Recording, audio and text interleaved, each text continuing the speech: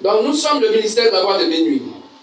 C'est surtout à vous, nos frères, nos sœurs, invités, que nous nous adressons pour cette petite exhortation. Que se bénisse. Que se bénisse. Nous sommes le ministère de la voix de minuit, Matthieu 25 à 6. Et ce que nous voulons vous dire, selon les Saintes Écritures, en dehors de la Sainte Bible, il n'y a pas de christianisme sur la terre. Pour dire que quoi? Quelqu'un ne peut pas dire que je suis chrétien, je suis chrétienne en dehors des Saintes Écritures. Nous sommes d'accord?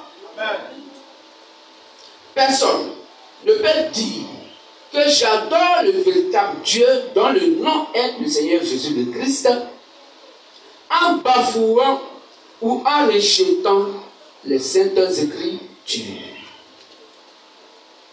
Amen. Car toute la Bible, de Genèse à Apocalypse, parle du Seigneur Jésus le Christ. Amen. C'est pourquoi nous, ministère de la voix de minuit, Matthieu 25 à 6, nous avons pour socle, pour boussole, la Sainte Bible. Quand la Bible est d'accord, nous sommes d'accord. Quand la Bible n'est pas d'accord, alors nous ne sommes pas d'accord. Quand la Bible va à gauche, nous partons à gauche. Quand elle va à droite, nous partons à droite. Si elle dit stop, nous stoppons. Quand elle dit avançons, nous avançons. Amen. C'est pourquoi vous, à vous nos invités, prenez note. Demandez bic ou feuille. Prenez note. Si vous pouvez enregistrer avec vos portables. Pour vérifier la prédication que vous entendez en ce jour avec la Sainte Bible. Que je bénisse. Ne vérifiez pas ça au repère de vos assemblées d'église, à la référence de vos hommes de Dieu, à la référence dans de vos églises, de vos hommes de Dieu, mais surtout en ayant les regards plongés dans la sainte, merveilleuse et mielleuse Bible. Amen. Faites comme les chrétiens de Béret. Ils reçurent la parole de Dieu avec beaucoup d'empressement. Et ils vérifiaient chaque jour ce qu'on leur disait, ce qu'on leur prêchait, pour voir si ce qu'ils entendaient de par la prédication était écrit noir sur blanc dans la Bible. Amen. Le chrétien, ce n'est pas celui qui dit Amen à toute prédication, mais qui doit éprouver la prédication avec la Sainte Bible. Dieu, Jésus le Christ, n'a pas besoin des chrétiens des églises. Que se bénisse. Il n'a pas besoin des chrétiens des églises. Mais il a besoin des chrétiens qui sont lui-même son église. Que se bénisse. Que se bénisse. La nature nous enseigne que un fruit ou une graine est l'entité qu'elle elle-même attaque la sémence. C'est pourquoi toutes les graines qui existent ou tous les fruits dans le monde entier n'ont pas le même format, n'ont pas la même forme ou ne mûrissent presque pas de la même manière. Mais son entité de graine, personne ne peut lui arracher car c'est sa propre nature. Que se bénisse. Donc si nous sommes chrétiens et chrétiennes, notre entité de chrétiens et chrétiennes, personne ne peut nous arracher parce que nous devons manifester et démontrer la nature que nous sommes en tant que fils de Dieu, fille de Dieu. Amen. Que se bénisse. Donc soyons fiers et contents quand nous nous retrouvons pour parler du Seigneur Jésus le Christ. Parce que c'est notre nature. Puisque chacun d'entre nous est membre du corps ici de Christ, alors chaque membre doit s'exprimer. Les yeux sont faits pour voir, les oreilles sont faits pour entendre, la bouche est faite pour manger, les nez sont faits pour donc respirer, et le corps est fait pour sentir. Amen. Pour avoir des sensations. Qu'est-ce que bénit ça? Donc, sur le corps humain, tous les membres du corps sont en accord. Et chacun accepte et respecte l'autre dans sa fonction. Que se bénisse. Que se bénisse. Alors, frères et sœurs, étant chrétiens et chrétiennes, de la même manière, le sang qui draine dans tout le corps donne la vie à tous les membres du corps. La sève qui draine dans toute la plante donne la vie à toutes les composantes de la plante. Ainsi, la parole de Dieu qui est dans le corps, alors qui est dans le cœur, donne la vie au corps humain, à savoir l'âme et l'esprit. Puisque la parole de Dieu va à l'âme. Que je bénisse. C'est pourquoi faites très attention. Dans vos lieux de prière, où toute personne qui pense être donc un prédicateur ou un homme de Dieu, qui vous prêche la parole de Dieu, faites très attention de savoir, est-ce que l'évangile que tu prêches est-il donc la vie de mon âme ou la mort pour mon âme? Je suis bénissant. La prédication que l'on entend va au cœur et va à l'âme.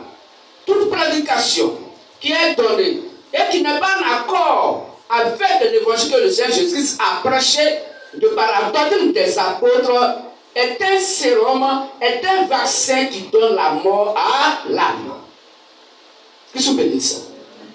Tout évangile qu'un être humain vous prêche et qui n'est pas en accord avec les saintes écritures n'est qu'un poison dans vos âmes. Que je bénisse. C'est vrai, le poison ne tue pas sur le champ. C'est vrai, le faux évangile ne te tuera pas sur le champ. Mais, avec le temps, tu vas comprendre que au moment où l'on te propose, ou te donne selon lui, donc le paradis, tu seras surpris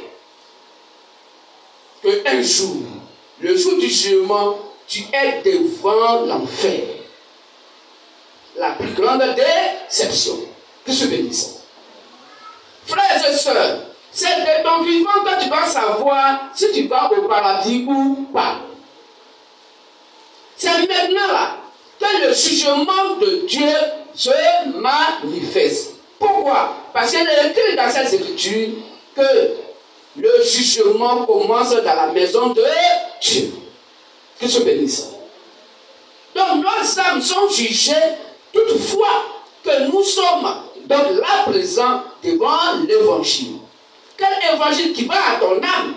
Si l'évangile qui va à ton âme n'est pas en accord avec la doctrine des apôtres, avec l'évangile que les apôtres ont prêché, avec l'évangile donc que le Saint-Esprit a prêché au travers des apôtres, ton âme est condamnée. Que tu bénisses. Ton âme est condamnée. Mais si l'évangile est celui que le Saint-Esprit a prêché au travers des apôtres, alors tu as la vie. Si ton enveloppe, que le corps humain tombe, tu vas dans le sein d'Abraham. Or, tous ceux qui sont dans le sein d'Abraham, attendant le dernier jugement, et ils n'ont plus part au dernier jugement, quoiqu'ils se présentent au dernier jugement, mais eux tous, ils ont l'avocat que Dieu lui-même qui est juge. Car Jésus-Christ est notre avocat. Est-ce qu'on comprend mieux? Le même qui est juge est en même temps notre avocat. Or, sur la terre, il nous a déjà trouvé digne. Pourquoi? Parce que l'évangile des apôtres et des prophètes demeure dans notre cœur. Ainsi, nous ne serons jamais jugés parce que Dieu ne peut pas juger tout. Je bénis ça. Dieu ne nous juge pas parce que nous sommes Dieu aussi là. Est-ce qu'on comprend mieux? C'est nous qui jugeons le monde. Et c'est pourquoi ce matin, encore, nous sommes sur le trône de jugement. Je te pourrais dire, mais ce n'est pas moi qui vous juge, mais ce sont les paroles qui sortent de ma bouche. Ainsi, si vous voulez vous plaindre donc du juge, plaignez-vous de cette écriture. Que je bénisse. Plaignez-vous de ces écritures et laissez ma pauvre personne. Car je ne fais que répéter ce que Moïse a dit.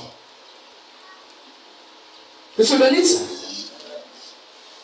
Que je bénisse. Alors, frères et sœurs, prenez garde. Prenez garde. Et que personne ne vous séduise d'aucune manière. Parce que selon Apocalypse 12, Satan étant armé d'une ardente colère. Malheur à toi le ciel et à la mer et à la terre. Car le diable est descendu vers toi, armé d'une ardente colère. Que se bénisse. Mais la colère de Satan, ce n'est pas des Kalachnikov. Non, ce n'est pas ça qui est le premier plan d'exécution de Satan. La plus grande bombe atomique de Satan, c'est la ruse. Qui se bénisse. La plus grande bombe atomique satanique est la ruse. La Bible appelle la ruse la séduction. Amen. Ça fait croire à quelqu'un que tu vas au paradis. Pourtant, la personne qui te dit que tu vas au paradis, il va te séduire. Et tu vas peut-être dire que certainement ce qu'il me dit est la vérité. Pourtant, il est conscient qu'il te ment. Que se bénisse. Que se bénisse. C'est pourquoi 1 Jean 4 dit, n'ayez pas foi à tout esprit, mais éprouvez-les pour savoir s'ils sont de Dieu ou pas, car plusieurs faux prophètes sont venus dans le monde. Amen. Que se bénisse. Donc, frères et sœurs, vous devez maintenant, au travers de la Bible qui s'ouvre à vous ce matin, stabiliser votre croyance que vous avez reçue dans les différentes dominations religieuses pour voir si cela est en accord avec la Sainte Bible. Voici comment un chrétien se lave et se purifie lui-même. Oui, de par la parole de Dieu, car il n'y a que la parole de Dieu qui sanctifie. Sanctifie-le par ta vérité, car ta parole est la vérité. De la parole de Christ qui est dans notre cœur, nous sanctifie. Étant pleinement donc lavé, rendu pur de par du baptême, or le baptême est un engagement de bonne conscience envers Dieu. Amen. Ayant reçu donc le baptême, conditionné par la prédication que tu as écoutée selon Romains 10, 17, car la foi vient de ce qu'on entend, vient la parole de Christ. Or, cette parole que tu dois entendre doit être la parole de Christ. Amen.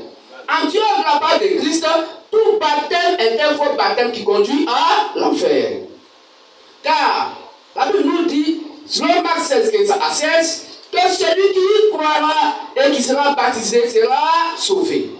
Mais celui qui ne croira pas sera quoi? Condamné. Donc il faut croire d'abord à quelque chose qui est la parole de Christ selon Romains 17, et après cela tu te baptises conformément à Romains 6 et à 8. Amen. Que je bénisse. Vous me direz, mais nous on a été baptisés dans les dominations religieuses.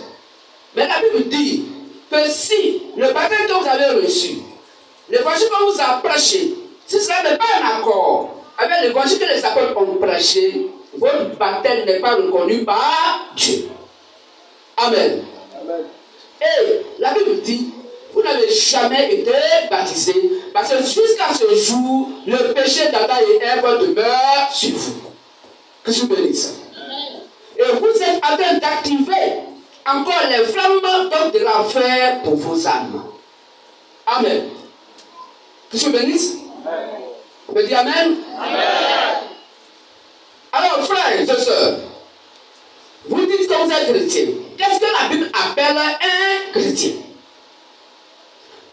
le chrétien doit parler le langage de son Père qui est Christ. Amen. Selon 1 Corinthiens 1, verset 10, tous les enfants de Dieu doivent avoir le même langage que leur Père. Amen. Donc le chrétien doit avoir le langage de Christ. Et l'ayant trouvé, il l'amena à Antioche. Pendant toute une année, ils sont réunis aux assemblées de l'Église et ils enseignaient beaucoup de personnes. Ce fut à Antioche que, pour la première fois, les disciples furent appelés chrétiens. Amen. Donc ce fut pour la première fois que les disciples furent appelés chrétiens. Nous allons demander à la Bible, est-ce que le chrétien c'est celui qui va à l'église? Parce que tout à l'heure, nos frères et sœurs ont déterminé qu'elles font ou ils font partie de l'église temps, église seulement, église catholique. Est-ce que l'église doit donc être associée à un mot qualificatif? Car celui qui est né de Dieu écoute les paroles de Dieu. Soyez les imitateurs de Dieu. Amen. Jérémie 17, verset 5 dit: malheur à quiconque est imitateur d'un être humain. Car celui qui se confie à un être humain, que le malheur le frappe. Ce qui est écrit dans Jérémie 17, 5. On peut lire ça. Jérémie 17, verset 5. Et nous va prendre Galates 1, 9 à 10. Ainsi parle l'Éternel. Ainsi parle l'Éternel. Maudit soit l'homme qui se confie dans l'homme. Maudit soit l'homme qui se confie dans l'homme. Qui prend la chair pour son appui. Il va prendre la chair pour son appui. Et qui détourne son cœur de l'Éternel. Et il va se détourner son cœur donc des saintes écritures de la parole de Christ. Galates 1. Ça se va bien. Ça se va bien.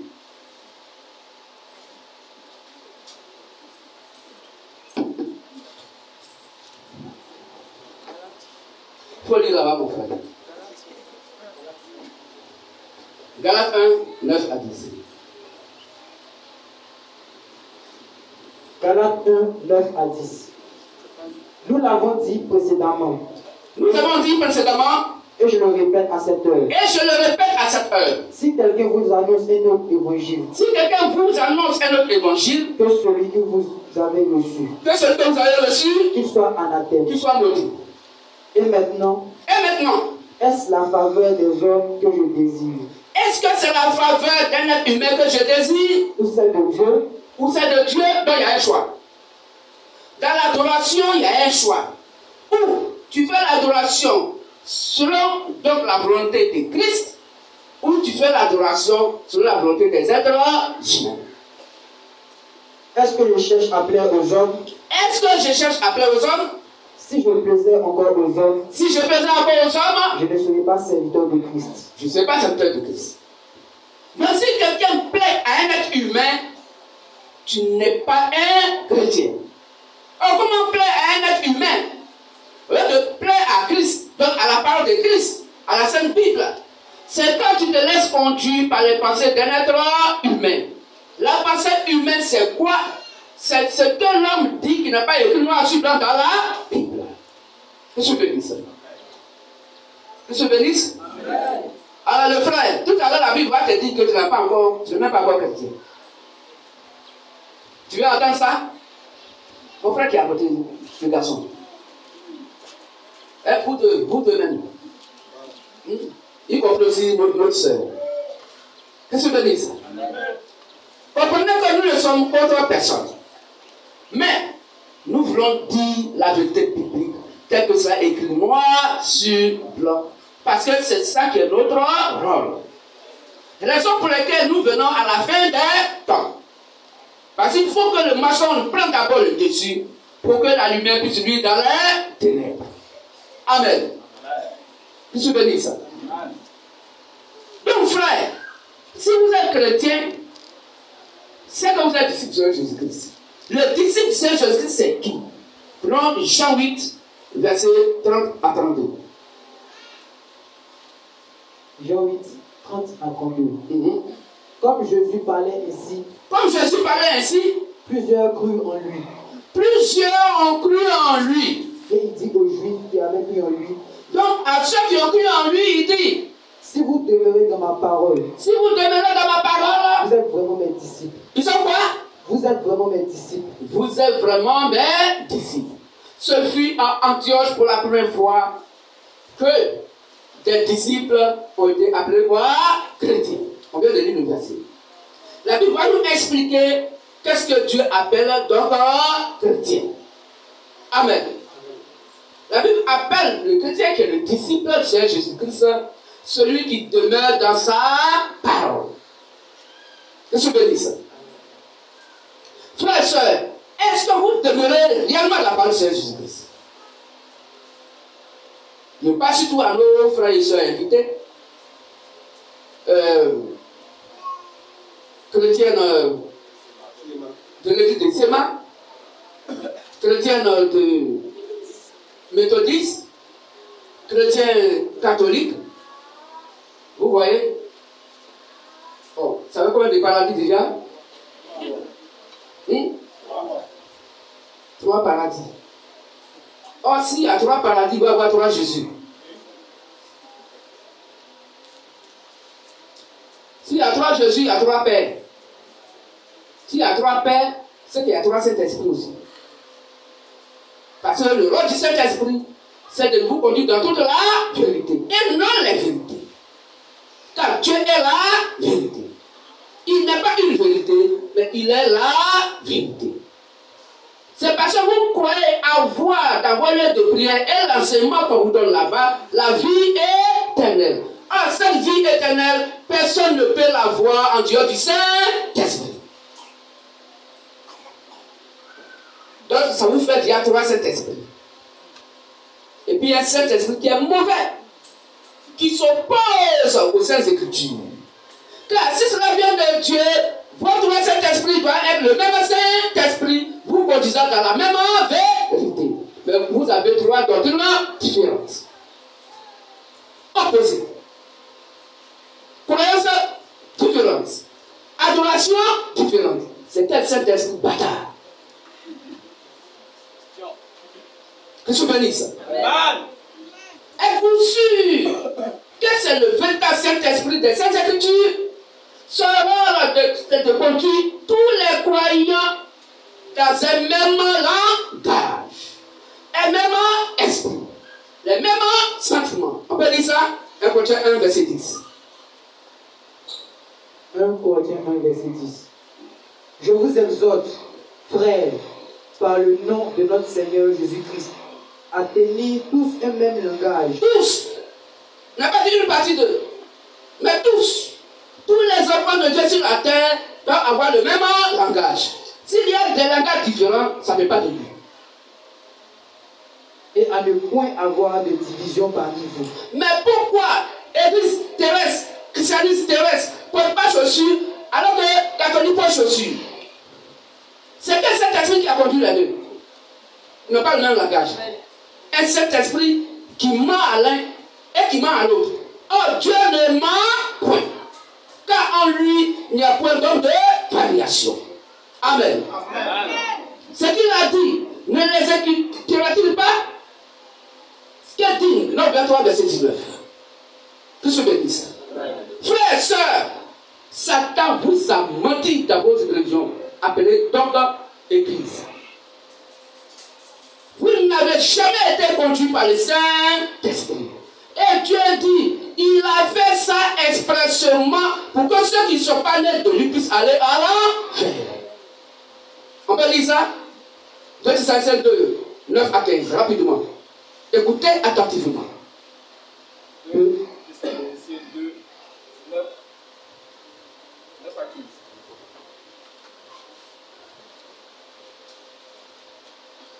L'apparition de cet impie se fera par la puissance de Satan, avec toutes sortes de miracles, de signes et de prodiges mensongers, et avec toutes les séductions de l'iniquité pour ceux qui périssent. Pour ceux qui périssent. Parce qu'ils n'ont pas reçu l'amour de la vérité. Parce qu'ils n'ont pas reçu l'amour de la vérité. Pour être sauvés. Pour être sauvés. Bon, qui a fait ça au juste même? Continue. Aussi, Dieu leur envoie une puissance d'égarement. Il faut bien dire. Aussi, Dieu ne peut pas faire ça? Ou bien? Dieu leur envoie une puissance. Jean 3,16. Dieu a tant aimé le monde qu'il a envoyé son Fils unique, afin quiconque croit en lui ne périsse point, mais il est la vie éternelle. Bon, on va sortir, on va poser quelque chose au monde entier. Qui veut aller à l'enfer? Est-ce qu'on peut avoir ce droit? Tout le monde veut aller au paradis. Est-ce qu'on comprend mieux? Et 2 Thessaloniciens 2, à partir du verset donc 11, la Bible nous fait comprendre déjà que Dieu fait exprès pour que des gens puissent croire au mensonge. Tout juste pour qu'ils ne puissent jamais aller au paradis. Continue la lecture. Pour qu'ils croient au mensonge, afin que tous ceux qui n'ont pas cru à la vérité, oui, mais qui ont pris plaisir à l'injustice, soient condamnés. Soient condamnés. Ça là, c'est Dieu qui fait ça. Pour nous, c'est Dieu qui fait ça. Et ça ne dépend pas de vous, ni de qui que ce soit, mais c'est Dieu qui le fait. Pour rassembler l'ivraie qui est ténèbres et rassembler le bleu qui est la lumière. Pour séparer la lumière avec les ténèbres. Car aucun ne peut accepter le Christ si le Père qui envoyait le Seigneur Jésus sur la terre ne l'attire à la parole. Personne ne peut accepter la parole. Donc la Bible dit que c'est Dieu qui cherche Dieu qui le trouve et qui le ramène à Dieu. Tout ce que dit ça. C'est Dieu qui cherche Dieu sur la terre. Dès qu'il trouve Dieu, il prend Dieu pour le ramener à Dieu. Que tu veuilles ou pas, puisque tu es scellé par le Saint-Esprit, un temps viendra où tu as dit Amen à la parole. C'est qu'on t'avait trompé hier. Or, si on t'a trompé et que la vérité vient vers toi, si tu es de la vérité, tu vas accepter la vérité. Parce que la vérité est la parole de Dieu sous la forme d'écriture qui est prêchée. Amen. Donc, quand une profondeur parle, il faut une profondeur pour pouvoir répondre à la profondeur. Quand Dieu parle, il faut quelqu'un qui est Dieu sur la terre, qui a le langage de Dieu, qui est lui-même Dieu sur la terre, pour comprendre le langage de Dieu et répondre à Dieu. Parce que les deux ont le même langage. Et il y a le même langage, c'est parce qu'ils sont de même nature. Puisqu'ils sont de même nature, alors les deux peuvent se comprendre, car il faut Dieu pour comprendre Dieu. Qui sont donnés ça? Qui sont donnés ça? Frères et sœurs, vous allez comprendre tout à l'heure que vos âmes ont été trompées depuis longtemps. Le christianisme n'est pas du civisme. Le christianisme, ce n'est pas électoral. Ce n'est pas élection. Le christianisme n'a rien à voir avec la démocratie. Puisque dans notre famille, tout le monde est séma, donc moi aussi je suis séma. Ce n'est pas chrétien. Tout le monde est catholique, donc je suis chrétien catholique. La Bible dit, il n'y a jamais eu de chrétien catholique, ni chrétien christianisme terrestre, ni chrétien d'Aïma, ni chrétien avec ajout. Ceux qui sont sauvés s'appellent des chrétiens. C'est le langage de Dieu. Chrétien avec ajout, tu vas à l'enfer. Car qui vont ajouter un seul irritant à la part de Dieu, si ton âme accepte cela, et ton âme donc avale, accepte ça, ton âme est scellée pour aller à l'enfer. Que je bénisse. Car que vos paroles soient oui, oui, non et non. Ce qu'on dit ajoute vient du malin.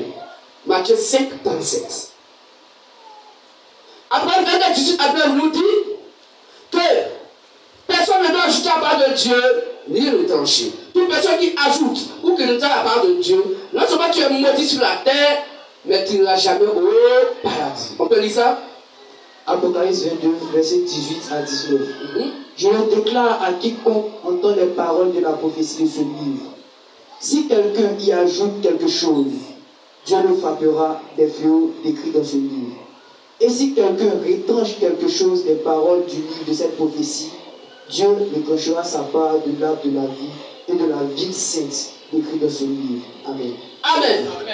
Donc, n'acceptez jamais que quelqu'un prenne une partie de la Bible, quelques versets bibliques, qui va donc amadouer, assaisonner avec un bon parfum. Oui, le parfum va t'attirer. Mais qu'est-ce que tu as avalé?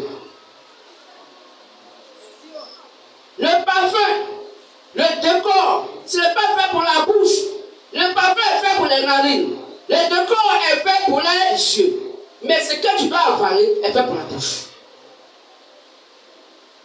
Amen. Amen. Donc, quoi que cela soit joli à voir, quoi que ça sente bon, mais est-ce que c'est bon à manger? Amen. Oh, Satan est dans les plus grands jolis décors. Effectivement, quand vous venez ici, vous voyez, c'est plus de ventilateur. On peut même éteindre, mais si on éteint vraiment le feu qui va sortir ici, la chaleur là, c'est pas besoin. Vous n'avez pas vu d'esprit ici. Oui, mais il y a des gens, il y a des lieux de prière qui sont mieux que ici. Nous sommes dans le four, mais nous acceptons la chaleur du four. Nous acceptons le feu, donc il dévore. Oui, parce que nos âmes sont aussi un feu dévorant. Et quand le feu ne peut pas dévorer le feu accepte le feu. Car notre Dieu est un Dieu dévorant. Et ça nous fait plaisir d'être là, écouter notre Dieu, nourrir nos âmes. Amen. Amen. Dieu n'est pas dans la beauté. Le mot religieux vous a fait comprendre que Jésus-Christ il est donc le plus beau. C'est faux. Jésus-Christ de son vivant n'était pas joli à voir. C'est ce que dit Ésaïe 53. Or, les hommes religieux, quand ils font leur photo, on ne sait pas où ils ont pris, ou leur film, Jésus-Christ, joli garçon, bien pointu, on dirait Pinocchio. Et quand tu regardes, tu dis vraiment, Dieu il est joli. Et c'est Satan, ils font vilain. Et Satan là, il est fait noir africain. Jésus est blanc, Satan lui il est africain. Il est noir. Donc c'est les blancs qui vont à l'enfer. Les blancs vont aller au paradis. C'est écrit où? C'est tout. C'est du mensonge pur et simple. La Bible dit que Satan est parfait en beauté. Et Jésus-Christ est vilain. C'est quelqu'un, quand tu le vois le matin, tu dis, qu'est-ce que j'ai vu matin? Je n'ai même pas quoi manger, puis moi j'ai vu quoi? Amen. Amen. Il est vilain. C'est quelqu'un, quand tu le regardes, tu détournes ta tête. Oh Satan, il est parfait en beauté. Méfiez-vous de tout ce qui est beau. Dieu, il y avait les pisanes, il y avait les grands hôpitaux qui existaient, les grandes maternités. Mais ça n'a pas empêché Dieu de naître dans caca de mouton. Amen. Ça n'a pas empêché Dieu de naître dans caca de mouton. Pourquoi? Parce que quand un enfant est sale, il faut ses parents pour le laver. Dieu savait que l'évangile serait sali sur la terre dans les cœurs des gens. Il faut que le MVM vienne pour laver Dieu dans les cœurs des uns et des autres. Parce que Jésus devait être lavé. Qui se donne ça? Qui se donne ça? Mais eux, les enfants, quand ils naissent, c'est une machine qui le lave. L'artificiel. Des choses conçues modernement. Des choses qui n'ont rien à voir avec la nature. Des choses qui n'ont rien à voir avec l'originalité. Mais nous, quand nos mamans nous accouchent, ça avec les 10 doigts, elles nous lavent. Elles prennent même des feuilles pour nous mettre dans l'eau, pour nous laver. Nous avons été lavés de manière naturelle, de par le sang naturel de Jésus-Christ. C'est pourquoi nous croissons à la naturelle, avec les dominations religieuses, croissons donc au modernisme. Que se bénisse ça? Que se bénisse ça? Donc soyons des hommes et des femmes naturels. Ce qui est naturel, c'est ce qui est écrit noir sur blanc, sans ajout et sans retrait. Acceptons l'évangile tel qu'il est écrit noir sur blanc. Que se bénisse ça? C'est pas frères et sœurs. Le Saint-Esprit est venu sur la terre pour conduire nos frères dans la foi, les apôtres, dans toute la vérité. Voici les recommandations du Saint-Esprit. avant que le Saint-Esprit ne parle, le Seigneur Jésus le Christ va prendre la parole avant sa mort et sa résurrection pour parler à ses fils du contenu du testament. Que je vous bénisse. Parce qu'avant que le testament ne rentre en vigueur, il faut que le Père meure d'abord. Amen. Il va leur donner le contenu donc du testament. Et le notaire de ce testament s'appelle le Saint-Esprit. Que je vous bénisse. Or, un vrai notaire ne peut jamais se détourner du testament du Père. Le notaire, il est neutre dans la famille. Tout ce qui compte pour lui, c'est le document qui est le testament que le Père a remis pour le partage de l'héritage de ses fils et ses filles. Amen. Et il doit être fidèle au testament, sinon lui-même, il écrit lui-même son propre testament qui n'a rien à voir avec le testament du Père qui est décidé. Amen. Est-ce qu'on comprend mieux? Est-ce qu'on comprend l'application? C'est pourquoi, quand le Saint-Esprit est arrivé, le Saint-Esprit a lu le testament que le Seigneur Jésus a laissé dans Matthieu 16, 18 à 19. On peut lire ça?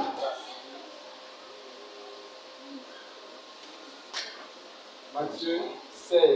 On fait vite à la lecture. Et moi, je te dis que tu es Pierre. Je te dis que tu es Pierre. Et que sur cette pierre, je bâtirai mon église. Je bâtirai mon église. Et que les portes du séjour des morts ne prévaudront point contre elle. Et que les portes du séjour des morts ne prévaudront point contre elle. Je te donnerai les clés du royaume des cieux. Ce que tu diras.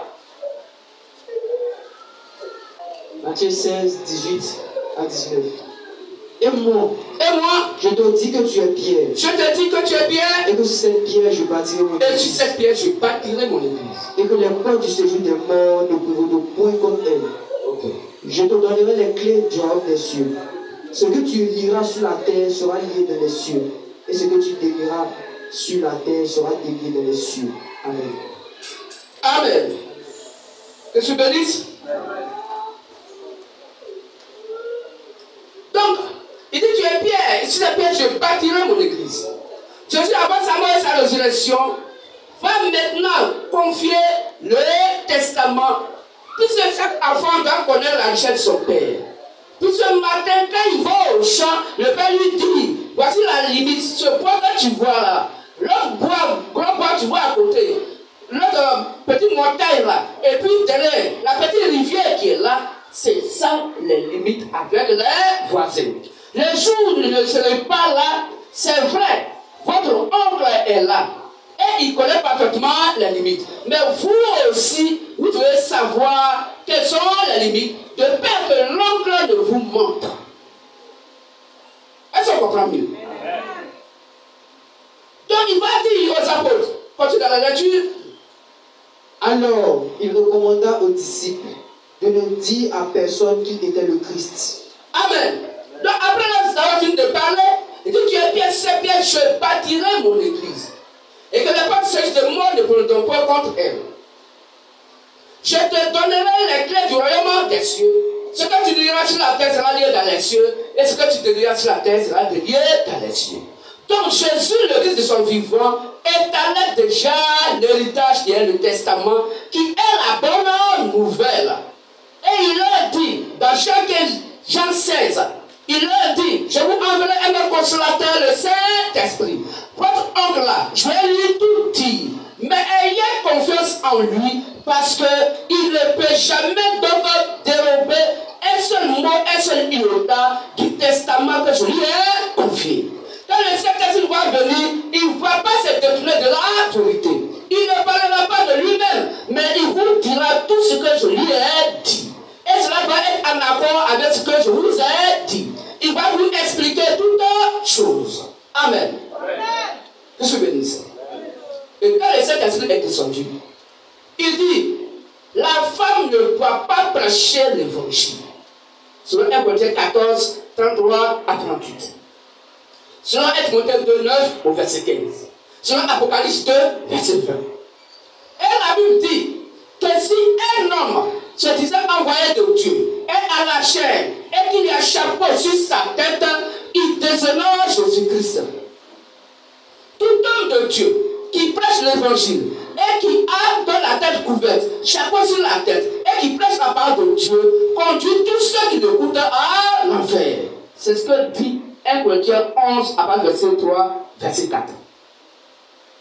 La question qui se pose, nous ne sommes pas personne, mais le monde entier sait que le pape à la prédication a chapeau sur sa tête. L'évêque a chapeau sur sa tête. Pourtant, Christ est le chef de tout homme. Amen. Et tout homme qui prie ou qui prophétise la terre couverte déshonore son chef qui est Christ. Comment quelqu'un déshonore le Seigneur Jésus-Christ et toi tu donnes ton âme à cette personne selon Hébreux 13, 17. Car l'âme de toute personne qui écoute le prédicateur est dans la main du prédicateur et c'est à lui que Dieu va demander compte. Donc si le prédicateur qui prend la parole de Dieu est trouvé digne du paradis, tout le peuple va au paradis. Si le peuple, donc qui écoute le prédicateur, l'évangile que le prédicateur a prêché n'a rien à voir avec l'évangile de Christ, tout le monde a l'enfer. La Bible dit que les brebis ne sont jamais jugées. Il faut que ce soit uniquement le berger. Raison pour laquelle Jésus nous dit, je suis le bon berger. Il doit nous mettre en sûreté. Il doit nous donner l'assurance que nous partons au paradis parce que lui, il va au paradis. Toute personne qui a un évangile et que son berger, ce qui peut ne pas d'accord avec la doctrine des apôtres, l'évangile que les apôtres ont prêché, tu vas à l'enfer. Dieu s'en fout donc de ta concentration dans l'adoration personnellement envers Dieu. Dieu n'écoute personne en Dieu d'un prédicateur. Tu ne peux pas t'asseoir dans une assemblée et puis dire, mais si moi mon prédicateur va à l'enfer, moi je vais au paradis parce que je suis sûr que j'ai la foi. Il n'y a aucune foi qui soit personnelle. La foi, elle est commune. Et la foi qui est commune vient de la prédication. Sur le verset 17. En Dieu de cela, il n'y a point de foi. Que je bénisse ça. Que je bénisse ça. Frères, sœurs, vous qui êtes nos invités, Satan vous a menti dans vos noms de prière. Mais ce que nous savons, selon Matthieu 24, 24, aucun élu de Dieu ne peut être séduit. Que se bénisse. Que se bénisse. Amen.